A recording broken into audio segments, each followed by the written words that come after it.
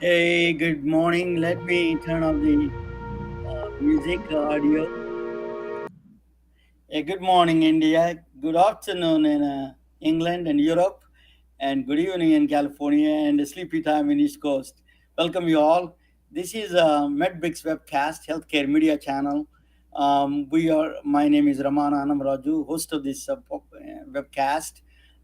We have a very special program today. We have a special guest. Uh, she's going to join in a few minutes. Following a review, then I'm going to talk uh, about a famous scientist and a mathematician. Um, Really, our guest, the chief guest speaker, would have helped her if she would have been there at another birth during the time in 1700. So because of the late pregnancy. So this doctor would have saved her. But there is a guest host joining me from Chicago, Jasmine Jackson. I met her teacher. I know her teacher, professor. Uh, that she one day she wrote a column, and I was so impressed. And she was writing passionately about women's issues and all those things.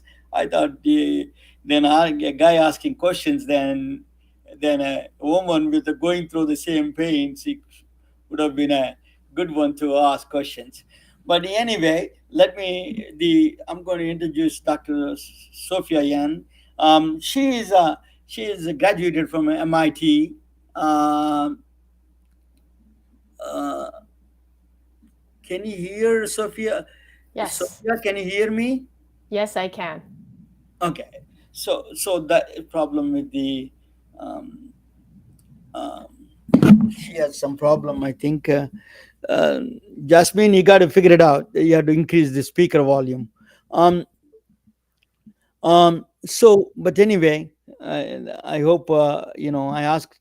But let me continue. Jasmine Jackson is from Chicago. She is my friend's as a professor there, and she's a student there. She was writing a lot of passionate issues about that, and then. Now, let me introduce Dr. Sophia Yen. She's from. I hope I'm saying right the pronunciation, the name. But she's from MIT. She did a biology in MIT. All the engineers home. Then she did a medical school in California. The rest of the schools are in California and residency in Oakland. And then she has a master's in public health, and she was passionate about a lot of issues, women's issues from get-go. She started an organization called sheheroes.com, and is about the women's the girls and young women can achieve anything they want.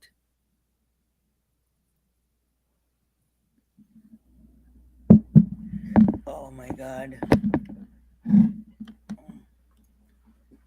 We can hear you, Sophia, Ramana. you can We hear me, right? Yeah, it's Jasmine. Jasmine's having issues. So yeah, this is a problem with always the case. um but the technical issues, I've been challenging this for almost for 6 months. Always one or the other way, always is challenging. But anyway, Dr. Sophia has a master's in public health, and she is the founder of sheheroes.com. Is a non-profit organization that helps women. um, uh, the second one is that she's started a startup. When I met her in California, during my stay in California, I met her there in she was starting the Pandya Health, a startup company to alternative for the woman to seek help in birth control and other issues, women's issues.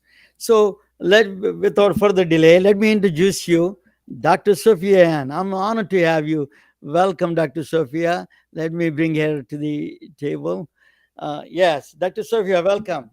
Thank you so much for having me here today. I'm here to go over contraceptives briefly, give you some updates on the latest and greatest, and then talk about periods optional. And before we start, I just want to throw a pitch out for plancpills.org. Given the reversal of Roe v. Wade in this country, it's really important that people know what are their options. So if you have any questions about medication abortion, please go to plancpills.org. A nonprofit has a legal hotline, a medical hotline, as well as telemedicine options if you need to avail yourself of those services. So, Romana, if you could throw Yeah. up the slides, that'd be great. Okay. So let me. And thank you, everybody, for joining. Great to see Pam. Great to see Dr. Nim Eilbeck. She's one of the doctors here at Pandia Health. So this is just showing you in the bottom right corner that the uterus is more happy if you make hashtag periods optional. We'll hit that later. And then in the bottom left is Pandia Health. We are the only women-founded, women-led birth control delivery company. Just just a minute. Give me one Yep. second. Romana, if you can go to the next slide when you're ready. Okay, 1 second. And actually, you can skip that slide and go to the slide after that as well. You want me to go to the next slide? Okay. Yes. And so this is just Pandia Health, PANDIA health.com. Check us out. We are the only women-founded, women-led, the only doctor-led company in birth control delivery in the United States. Next slide. So this is the slide that I think will shock, if you could go back one, many of you. I don't think people realize that the implant, the 3-year implant that you stick in your arm that releases hormone, where 30% of women lose their periods and they're like, yes, and 70% have lighter periods, beats vasectomy. So that's amazing. Then comes the IUD with hormone, and the IUD with hormone beats tubal ligation. Tubal ligation, for those of us with uteri, they go into you, they snip out an inch of your tubes on each side, and then they burn or tie them. And you can still get pregnant on that method, but the IUD vasectomy and implant beats tubal ligation. Tubal ligation beats the IUD that's with copper. And I know a lot of women are like, ooh, copper, no hormones. But it's really important for you all to know the side effects of the copper IUD, which is oftentimes more blood, more cramps. Because I answer stuff on Reddit as well as Quora, and women are always like, I have a copper IUD, so much blood, so much cramps. And I was like, did nobody tell you those are the two greatest side effects? And probably your physician told you, and you were just like, yeah, you tell me lots of side effects, whatever. But this is legit. More blood, more cramps. So if you're the type of person who's like, oh, is that blood leaking down my leg? Yes, copper IUD for you. But if you're the person like me who feels every single cramp, maybe not so much, because more cramps, more blood. But anything is better than pregnant. Then comes the shot. Unfortunately, for the skinnier women, it's not good for your bones. For the heavier women, it gives you the munchies. But again, being pregnant, the growing embryo eats all of your calcium, and you certainly will gain weight when you're pregnant. So better the shot than pregnant, if that's a method that's best for you to prevent unplanned pregnancy. Then comes the ring. And I think what a lot of people don't know is there is a 1-year ring. And although it says put it up for 3 weeks, take it out for 1, that's just like a lot of hassle. You can just personally put the ring into your vagina. It doesn't matter how it goes, what orientation, it delivers the medication. It just sits there for a year. You don't have to have a period or an artificial withdrawal bleed at all. So that's Anovera. But we don't recommend it unless you're 30 years of age or older, because it doesn't have enough estrogen. And during age 15 to 30 to 35, you're building on your bones. And that's all you get for the rest of your life. And if you don't have enough estrogen, then you're not building up those bones. So at Pandia Health, expert care by expert doctors, we do not recommend Anovera until you're 30 years old. But if you're 30 and above, great option. There's the Nuva ring, and that's just one that you could change monthly, and you could either leave it in for 3 weeks, take it out for 1 week, have a withdrawal bleed, or as I mentioned before, that withdrawal bleed is totally arbitrary, so you could just leave it in, and the Nuva ring actually has 35 days worth of medication in every ring. There's no month that's greater than 35 days, so you could just change it once a month. And then comes the patch. You have to change it every single week. 52 times you could mess up. The pill, 365 times you could mess up. But know that there are 40 different pills and at the very least 8 different progesterones. So if you don't like one progesterone, make sure you know the name of it and ideally the dose. And then tell your doctor, I don't like this one. And there are 7 other progesterones that you can try. And then comes condoms with spermicide, withdrawal, fertility awareness methods, and abstinence is all or nothing. If you can pull it off, 100%. If you can't pull it off, then you're pregnant. And they've shown people that take abstinence pledges are actually more likely to get sexually transmitted infections because they don't have condoms when they do initiate sex, and it only delays initiation of sex by a couple of months. Next slide. So new methods. There is a new patch. A lot of physicians were anti-patch because the original patch, the Ortho-Evra and Xulane, it's generic, we see as equivalent to a 50 microgram pill. And if it's too much estrogen, then you risk blood clots. Too little estrogen, bad for your bones. But 50 micrograms of estrogen is a lot of estrogen. So we generally do not recommend the Xulane or Ortho-Evra patch unless you have another drug that's causing your liver to rev up and eat all the estrogen. Otherwise, you risk blood clots. So they specifically developed this new patch, levonorgestrel, ethinyl estradiol. The key is it has 30 micrograms of estrogen in it. And as we'll show in the next slide, it has much less estrogen to worry about. However, it's not for people who have a body mass index of 30 or greater because it has reduced effectiveness as well as a higher blood clot risk. But it's called Twirla, and if your BMI is less than 30, then it's fine. It is pricey because it's new, it's brand name. However, if you're in the United States and under the Affordable Care Act, if you have insurance and your employer is not religious like Hobby Lobby or a Jesuit college, then it should be available for free. No copay, no deductible, as long as your doctor writes for it. Any FDA-approved method of birth control, if you have insurance under the Affordable Care Act, is free, no copay, no deductible. Next slide. So this is just showing you the graph because, as a geek, I like to share graphs. If you look at that big area under the curve, that's the original patch, Xulane, Ortho-Evra. So there's a lot of exposure to estrogen and therefore a greater risk of clot. If you see the peak and down, peak and down, peak and down, that's what happens with your standard 35 microgram estrogen patch. So although the peak is up there, the overall area under the curve, which is what you're exposed to estrogen and your risk of clot, is low. And then the second lower curve is the new patch that was designed to be the same as a pill. And you can see the area is roughly the same. So the risk of the new patch, Twirla, is the same as the risk of birth control pill. That's about 35 micrograms or maybe even less. Next slide.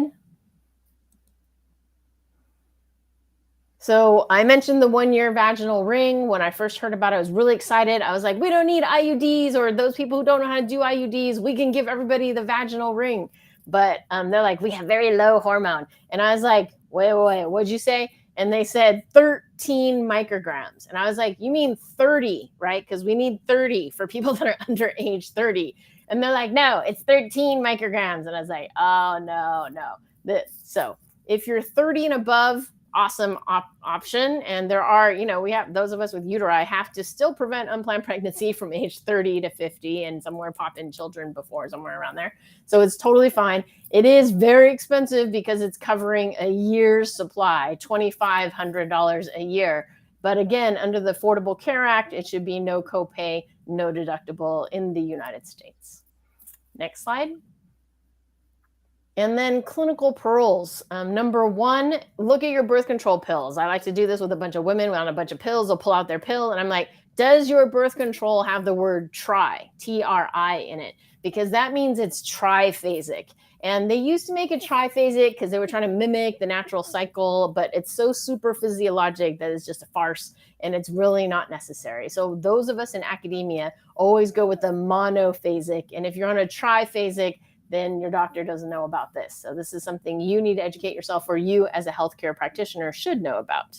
As I mentioned before, Stanford Pediatric Adolescent Gynecology, Stanford Adolescent Medicine, Stanford Pediatric Endocrinology does not recommend less than 30 micrograms of estrogen in your birth control pill until you're 30 years old. Once you're 30, you can do whatever you want because your bone is what it is, but under 30, no less than 30 micrograms. And then at Pandia Health, I've realized as a woman of color, most of medicine is based on a 70-kilo white man. Anybody who's in medicine will tell you that is our standard in medicine, the 70-kilo white man. And certainly not that for birth control. But what I was taught at UCSF and Stanford works great for a Caucasian female that wants to bleed every single month.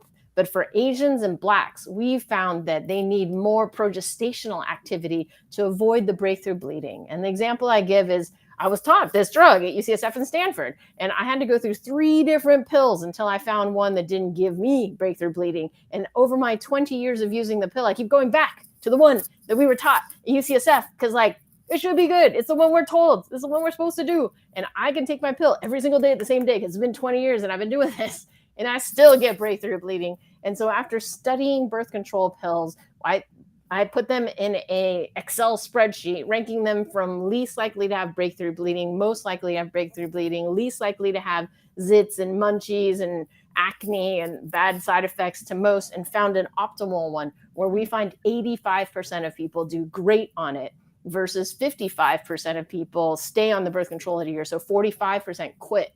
But our algorithm results in better results. And we're studying it to look as race for a proxy for genetics. But we hope in the future we can get their genetics via 23andMe or My History or whatever DNA sequencing. And we can see, oh, you got this. This is the best birth control pill for you. So next slide.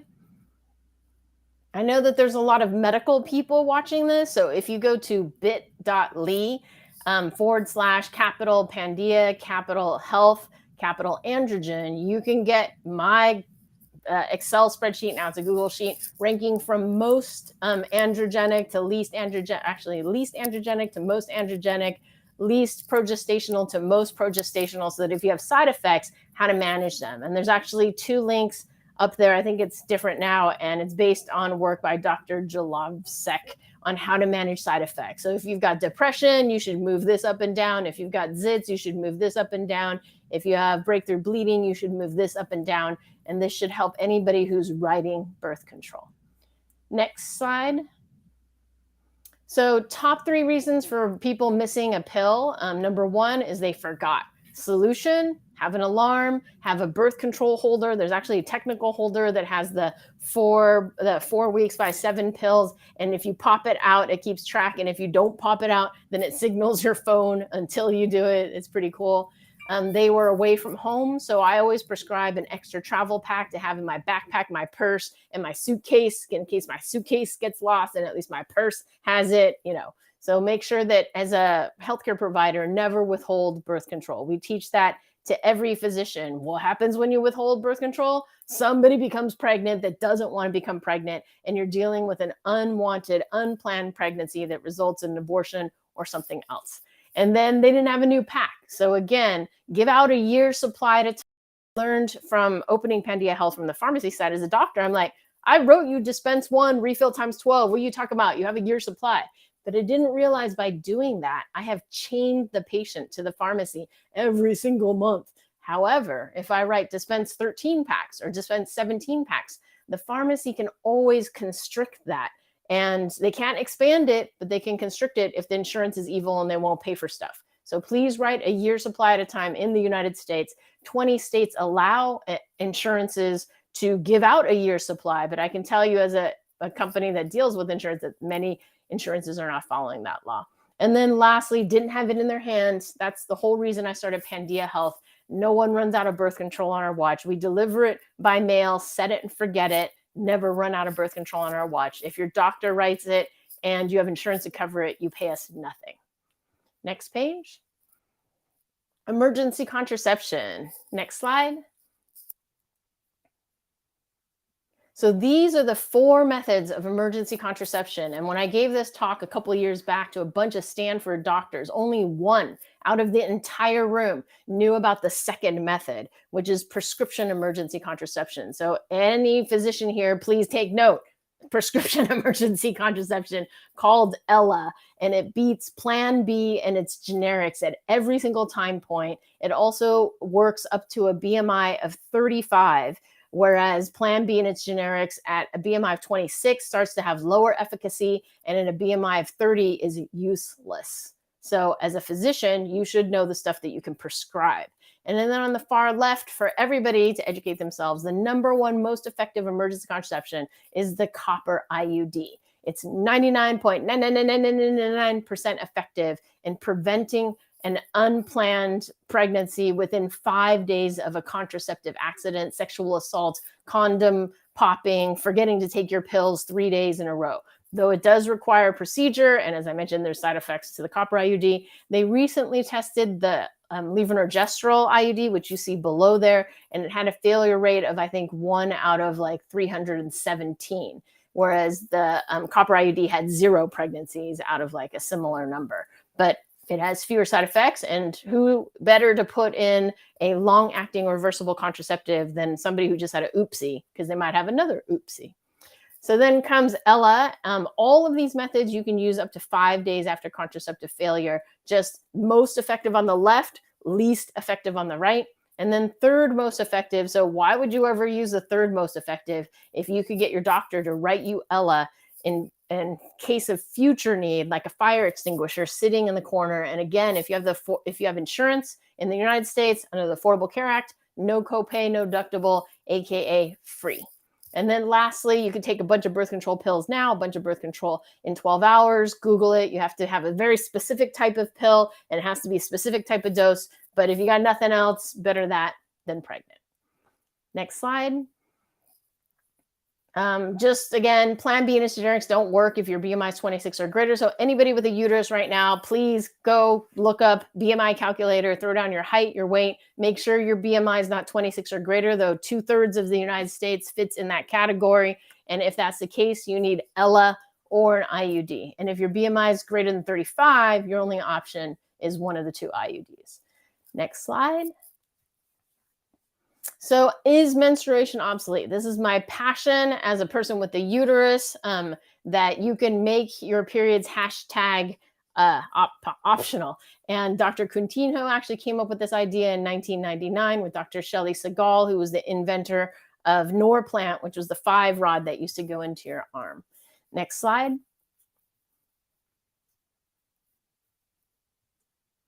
Great. So on the left here is the Dogon tribe. On the right here is the United States. The Dogon tribe is in Mali, Africa. They die at age 70 to 80, just like us. So we're comparing apples to apples, not apples to oranges. And they have 100 periods in their lives. So if you go to the second to last line, 100 periods in their lives, we have 350 to 400 periods in our lives. So we have enough periods for 2 or 3 other women. And the reason why is they start their periods later, 16. We start our periods at 12 in the United States. Basically, 100 pounds or 22% body fat is when you hit menarche, and we hit that sooner in the United States. They have 7 periods a year. Again, nutrition, we have 13 periods a year. But more importantly, they have 8 or 9 children in their lives. We only have 2.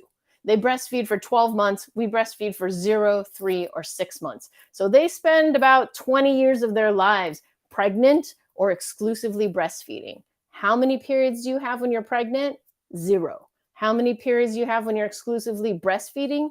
0. And so it's more natural to be pregnant or breastfeeding, aka no periods, than this incessant menstruation that we're doing here in the more industrialized, more nutritionized countries. Next slide.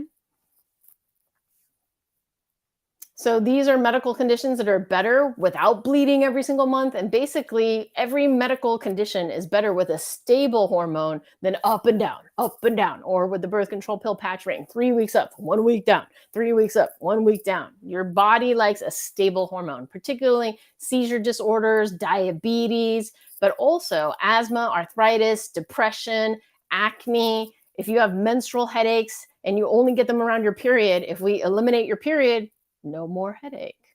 Next slide. And then the number one cause of missed school and work in the United States, but also other countries, is bad, evil periods under the age of 25. And I've seen, whenever I give a talk, even to a group of women CEOs, 10% will come up to me afterwards and be like, oh, my periods are so horrible. I don't know what to do. And I'm like, do you not have health insurance? You are the CEO. But startups, we don't necessarily have health insurance, but a lot of us have health insurance through our significant others. So if you are missing school and work, please see a doctor. And I know people like, it runs in my family. My mom has it, my aunt has it, grandma has it. Just because it runs in your family doesn't mean it has to be. And the example I give is my family is blind as a bat, but we all use contact lenses and glasses. We don't go around blind bumping into things. We take advantage of science and medicine. Same thing can apply to allergies. If I don't take my allergy meds, I go around going, I take my medicine so I can breathe and so I can function. If you're missing any amount of school or work, please see a doctor. And then academic competitiveness. I have to pitch from Asian tiger mom, Silicon Valley. I have 2 daughters. Who's going to do better on the SAT? My daughters, who have a 0% chance of random blood hitting them on the day of SATs or finals, or your daughter, my daughters who won't have any chance of that, versus your daughters who have a 1 in 4 chance of bleeding on their finals or other things like that. Next slide.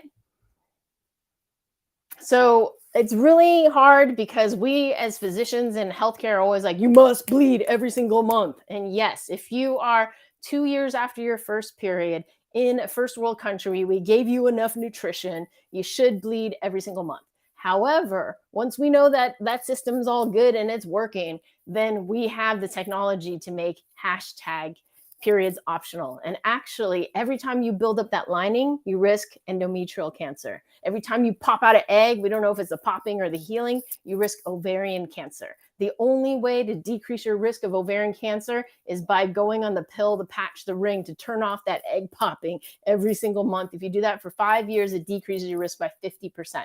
And the only other way to decrease your risk of ovarian cancer is take out your ovaries. So every time you do this, every time you pop this, you risk endometrial ovarian cancer. And we're doing it 350 to 400 times when what is natural would be 100 times. Next slide.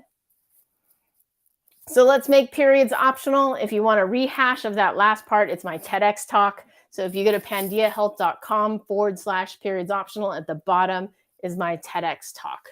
So I will open it up to questions from Jasmine, but I do see one question here. What does birth control usage look like to you in individuals with PCOS? I have friends with PCOS who are afraid of using BC pills because of the hormones and their mental health in the past. So for polycystic ovarian syndrome, the treatment is generally the birth control pill, patch, or ring. But you can also do just a progesterone only option if they notice that when they go on the pill, it affects their mental health. Each person is different, so each person has to try it. And each person has to figure out, is it the estrogen affecting their mental health or is it the progesterone? And oftentimes it's the progesterone. If it's a progesterone, as I mentioned, there's 8 different progesterones. So which one did you not like? And did you try the other 7? But if you just don't want to go there, you can get an IUD, which continuously gives you progesterone. It may not block the cysts that may form because sometimes there is ovulation with an IUD or an implant or a shot. The shot is probably the best one at blocking that, but I already told you about the side effects. It's, deciding that with your primary care provider. And then also for polycystic ovarian syndrome, you can treat it with progesterone for like 7 to 10 days, come off, and then have a bleed every quarter. So you could just do that. But I would say that's not optimal treatment. And then there's also metformin to treat the metabolic. So I would suggest metformin plus a birth control pill, patch, or ring, but not tolerating that IUD implant shot, not tolerating that, doing just the progesterone withdrawal. But definitely consider metformin as well. So before I bring Jackson, if you cannot hear us, just type the question, Jasmine.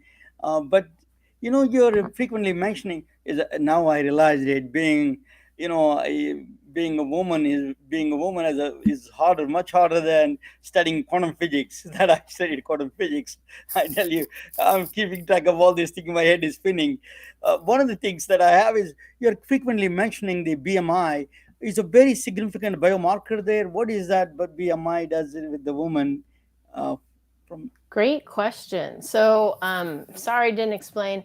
BMI is the body mass index, and it's your height and your weight and corrected for your height. Because if you're taller, then you can have more weight because there's more bones and more body to cover. But it's a proxy for metabolism, and there are some drugs that vary by your BMI and some drugs that do not. And we're seeing that a lot of birth control pills vary by it. And again, it's because everything is based on a standard patient. And it's not a 70-kilo white male, certainly for birth control, maybe a 60 or 55-kilo woman. I don't know what it is. But when you wander, 2 or 3 standard deviations from what was tested on, then you're going to expect that it's not going to work as well. However, the IUD, the implant, and the vaginal ring are all fine, regardless of your BMI. But a pill you take by mouth has digestion and dispersion, and that's probably why it's affected. And they've actually tested doubling up Plan B, and originally they thought it would improve its performance, and it improves it a little bit, but not as good as if you didn't have that higher BMI. So it's insufficient to double up on Plan B. thank you. Jasmine, can you hear us, or if you cannot hear, type the question if you have any questions there. But Yes, I I don't can know. hear you. Can you hear Yeah. me? Okay, we can hear Yes. you. Go ahead. And we can see you too. And now We you can can see you. see me. So thank you so much, Dr. Sophia, for taking your opportunity to speak with us today. I think that you did a very thorough presentation with making the parallels because when I was in college, I suffered from PCOS. So, like the first question with the lady talking about the PCOS, I was like, okay, that was going to be my question. And when I was in college, okay, so I was away from home, and insurance is kind of weird when you're a college student. So I would just like go to the ER because I would have these severe, real Oh. periods. So I'm racking up bills at the ER because you're literally sitting there. But a lot of times, what I got was, oh, you need to eat, I mean, eat healthy, you need to lose weight, try all of these birth control. It wasn't like a concrete thing. And so once I got out of college and then I kind of came home and was able to speak with other women, I was like, okay, well, the standard idea of what it should look like or what a person should look like didn't match what I was hearing. So, like, I would meet quote unquote skinny women and they would have PCOS, or I would meet really heavy women and it was like, okay, wait, so what is happening here? So I think when you do the two parallels between the different cultures, that really makes a lot of sense because we have these parallels and we're making these connections, but it varies. And I think the question about the BMO really matters because it particularly matters on each person individually.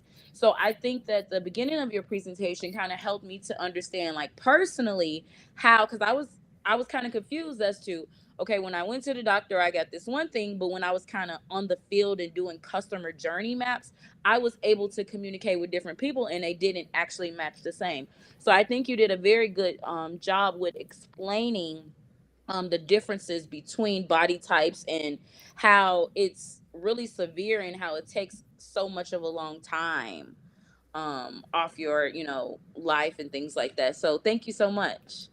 Yeah, no, and thank you for bringing that up. And just, a little more on polycystic ovarian syndrome.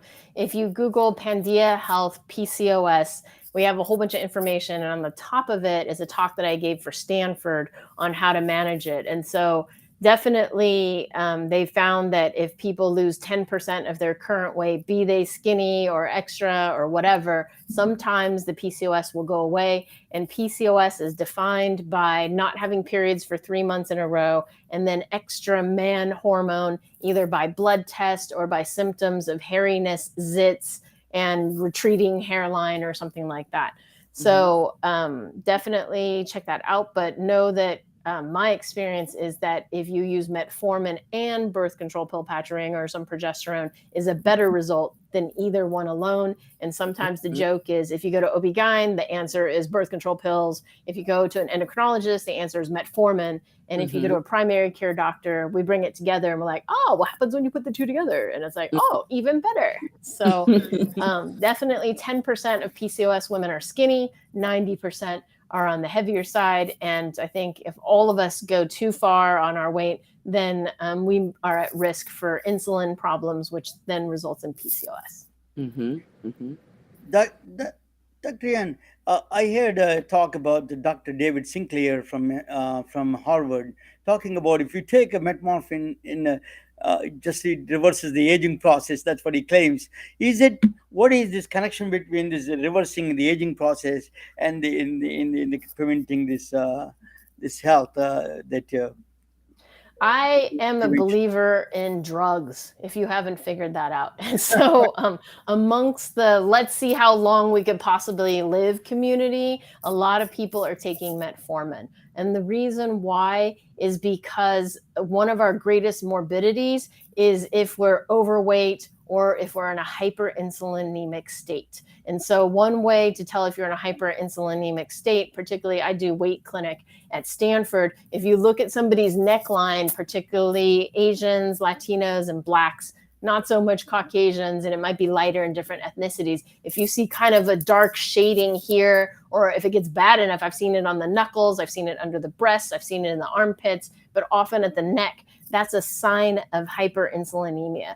So the metformin normalizes your insulin and therefore has been used to prevent diabetes, and therefore you'll live longer. Because if you've got a ton of sugar running through your body, you get diabetes, sugar gets and ruins your kidneys, ruins your eyes, ruins your nerves, all the bad stuff of diabetes. So that's where the metformin hack comes in for longevity, but it also works for PCOS. It also works mildly in our obesity patients, and it also works for people who have a family history of diabetes, because I think it prevents you from gaining the weight to get to diabetes, and that's how it prevents diabetes. And then the main bad things you have to look out for on metformin is if you have kidney problems, metformin affects your kidneys, so you can't take metformin if you have kidney problems. But mainly I deal with people under the age of 35 in our weight clinic because I'm with the teen and young adults there. And so the main risk is an adult alcoholic. So if you're not an adult and an alcoholic, not so much a concern. It does have some GI side effects, but if you're trying to lose weight, a little fartiness or diarrhea or nausea isn't a bad thing if it's tolerable for you. But the side effects don't happen to everyone, but those are the side effects that happen. Thank you so much, Dr. Ian. What is such a brilliant talk, really. This is as a man that I learned so much. We need to know. I have a daughter, I have sisters, and all these people. They should know what's going on. I mean, it is a very informative. Thank you so much. I'm going to talk about a story. I'm going to present a story about a 17th century woman. Her name is Emily du Châtelet. She actually, yeah, this is a story so relevant to the Dr. Sophia Yen's talk, is about what she went through at the age of 42. She got pregnant at that time, 1700, 1800, 1702. 1749, she died. Think about that. She could not get any other alternatives, and she died. She produced one of the best works in science and mathematics. That's what I'm going to talk about. What she did, how she died. She wrote a first. She is one of the few people that at that time Newton was alive. She started understanding calculus at that time. She is one of the few who understood calculus during this time. Now we have, even now, there are a lot of people who have problems with calculus. But now, at that time, when Newton was alive, very, very few understood the calculus, and she was one of them. And she wrote a children's math book, and she was a mother of four. She was a little, outgoing woman, but she got into a lot of. She got pregnant at the age of 42, and then after giving a birth, she died. And I'm going to talk about her story a little bit briefly for a few minutes. If you want to stay there, and if you have any questions, you're more than welcome to Dr. Yan and Jasmine. Let me show the things that I'm doing now. Yeah. What a wonderful talk, really informative. So, her name is, who is this woman? Nobody knows. A lot of scientists, mathematicians, and physicists don't know about this woman. Her name is Gabriela Emily du Châtelet. She confronted Newton and gave clues to Einstein. The Newton was a king of the physics, king of sciences at the time, and he was alive. And she confronted he was wrong. She said that he did something wrong in physics, and then she gave the clues to Albert Einstein. What a woman she was! In she was she was Emily de Châtelet. She is a beauty and brains, a genius of enlightenment. She was uh, I have a T-shirts. I made it, for every chapter that I do, I make a T-shirts and coffee cups and pillow covers. And you can. I'm going to send one complimentary to Dr. Yen. Anyway, this is the T-shirt and a coffee cup, whichever she selects. I will send it. But let me.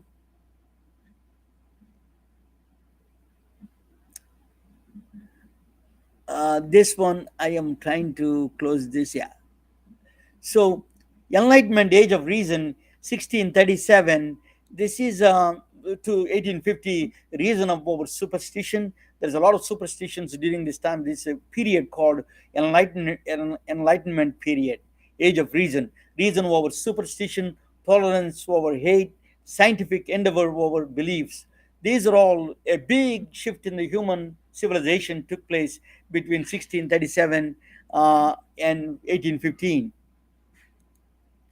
So then Gabriela is 70. She was born in 1702 and she died at 1749 at the age of very 47 of 47 she died. So she was the Enlightenment period. Johannes Kepler and Rene Descartes, and but Johannes Kepler did the planetary motions, the laws of the planetary motions, and the Rene Descartes did a he combined the algebra. You can represent the shapes, geometrical shapes with the algebraic equations. Baruch Spinoza is one of the universal. He was kind of a proponent of the universal spirituality, and he's a great. He was the is a he was Albert Einstein's favorite philosopher. In fact, Baruch Spinoza, and then Immanuel Kant is a modern day CXO, user experience guy. Everything you need to experience, that is in terms of philosophy. That is only empirical, and experience is more precedence over even empirical formulas. He says. So I would call him as the first user experience father of the user experiences, CXO. Then Isaac Newton is a legendary, and he put the laws of the Newtonian laws, the rackets going up or down, or the cars moving today because of Isaac Newton. And the Leibniz is a contemporary of Newton, and he did a lot of calculus, and he was one of those people had a long rivalry with the Newton. And Benjamin Franklin is a polymath of the United States. He invented the bifocals and the other. He was a constitutional. He drafted the first constitution. Adam Smith is a free enterprise. He promoted the free. This is the time of the Enlightenment period. She was born only in the sea of men. There's the only woman. She was the woman who wants to learn math and science, Emily du Châtelet. So she was born into a wealthy family, rich family, and then she has a love for math and science. She got tutored. She cannot even attend the math and science schools, so she has to take a home class, home study. She did, and her father was teaching her math and science, and she created a lot of love for math and science. So what she did was she did she did she is from aristocratic family. So she built a city outside of Paris. She built a huge place, and she built a library with comparable to the Paris library compared to the French library, with all the books and everything. She imported the equipment from England, and she wanted to test the laws of Newton. Uh, One of the things, she had a suspicion that laws of Newton may be wrong certain area. So one of the laws in the beginning days, there's the infancy stage of the energy and motion. That was the thing. So She built this big, beautiful place. You think about 1700s that's doing this. So what is the problem is this is a kinetic problem is the energy of a moving bodies, that is a very infancy stage. The equations are Newton first proposal was the energy of a moving body, the energy it produces while it's moving, it stopped at some place. It is a the is proportional to the speed. Its speed is velocity. That's what he thought in the beginning days. Is a vis a viva, they call living force. And that's what it's proportional to v, velocity, speed. The energy that moving body produces is proportional to the directly proportional to the velocity of speed. But in fact, that is a problem. you know in fact, if you have a crash, people, if you have a this is what she found is that from the Leibniz, what de Chatelet found out, it is squared, not the is proportional to velocity, is proportional to squared velocity. It's a car going with a 20 kilometers per hour. If you hit somebody, that energy produces not directly proportional to 20. It is actually 20 squared, 400 times impact, that is. So the squared concept, she introduced the concept of squared, very fundamental, very important concept in physics. She introduced this on Emily de Chatelet. And that square, that is a impact energy that produces is also always squared. That's the reason. If you see why atom bomb is so, Albert Einstein took that clue from her. Now, finally, there was a strong justification for considering mv square as a fruitful definition of energy there. Mc square, 20 kilometers per hour, is the way it produces. But this velocity speed of light is 186,000 miles per hour per second. To think about that, the amount of the energy it produces. So if the asteroid hits the Earth with a speed, you see the destruction. You just half a mile radius asteroid can destroy the entire Earth with that speed. The kinetic energy translated into squared speed. Squared speed. The atomic bomb, for example, is E is equal to mc square. C is a 186,000 miles per second. Think about that. The energy it produces is a way, way above because of the speed squared. That is the power of the atom bomb. So the Emily de Chatelet, she is stood between the two giants of science, Newton and Albert Einstein, and she confronted Newton, and then she gave the clues to the Albert Einstein's equation. She is really a woman. She is a mother. She's a scientist. She's a philosopher. She was writing the final chapters in the. She translated Principia Mathematica from Newton to all the way to the French.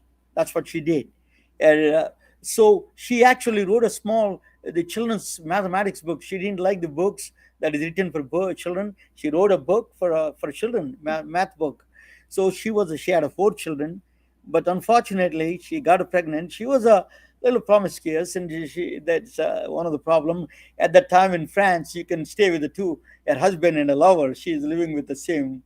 The Manazatoire came from there, and she was living with the husband and a lover. That was a but she had an affair with somebody else, and she got pregnant. But she was writing until the last day of her life.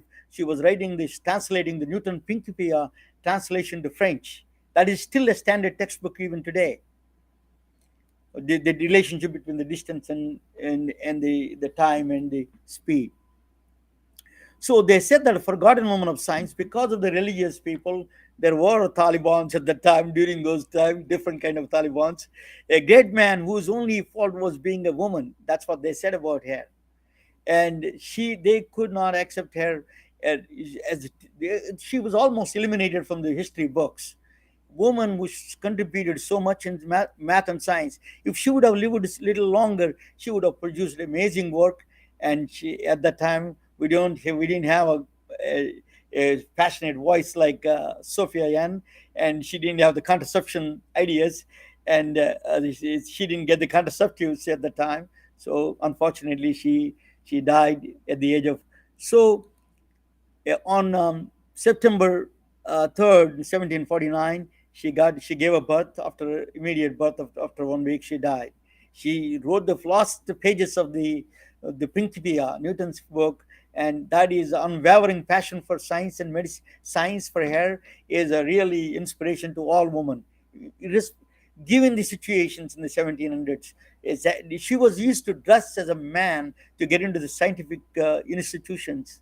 So a woman now inspiration, people like Sophia Yen and everybody are inspirations to women, and we need people like them more and more. Thank you for listening, and I appreciate it. And thank you all. And if uh, if uh, if you're there and anything, if you have comments, please be sure. And I think that is a good.